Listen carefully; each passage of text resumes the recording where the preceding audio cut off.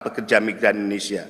BP2MI telah menetapkan PMI sebagai pejuang keluarga, PMI sebagai pahlawan devisa, PMI nyata sebagai penyumbang devisa terbesar kedua kepada negara ini.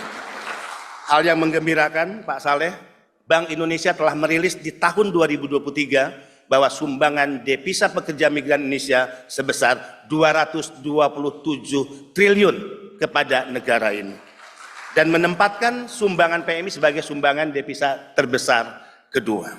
Ini tentu membanggakan, sehingga transformasi yang sedang berjalan dan dikerjakan, berbagai perubahan besar yang kita ingin wujud nyatakan, berbagai regulasi yang menunjukkan negara berpihak kepada para pekerja migran Indonesia, layanan yang lebih mudah, murah dan cepat, yang itu menjadi tradisi baru dalam memberikan pelayanan kepada pekerja migran Indonesia, dan pemberian fasilitas istimewa kepada pekerja migran Indonesia menunjukkan bahwa saatnya negara hadir, negara berpihak kepada para pekerja migran Indonesia.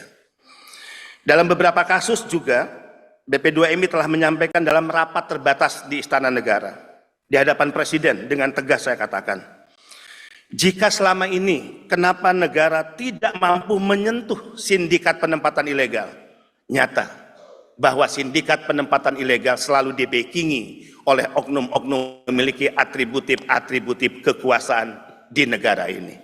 Di depan Presiden, di hadapan Panglima TNI, di hadapan Kapolri, Menteri dan lembaga, saya katakan, oknum-oknum itu berasal dari oknum TNI Polri, oknum-oknum kementerian lembaga, dan bahkan oknum di BP2MI terlibat dalam sindikat penempatan ilegal pekerja migran Indonesia. Tentu jika saya menyebut seperti ini, tidak boleh ada institusi yang merasa rendah diri atau merasa dipermalukan. Kita percaya oknum brengsek dan pengkhianat Republik akan selalu ada dimanapun. Tapi kita yakin di institusi-institusi negara, di kepolisian, di TNI, di kementerian lembaga, dan juga yang lainnya, akan masih banyak orang-orang baik yang memiliki komitmen kepada negara merah putih dan Republik ini. Bahkan ada tren baru saya ingin laporkan kepada Pak Saleh. Kalau dulu kita berpikir korban penempatan ilegal adalah mereka yang pendidikannya menengah ke atas, tidak seperti itu dalam kasus penempatan ilegal ke Kamboja. Rata-rata mereka adalah anak-anak muda, lulusan SMA, kemudian juga bahkan S1, dan ada case beberapa anak muda S2. Dan dari Sumatera Utara juga tidak sedikit yang menjadi korban.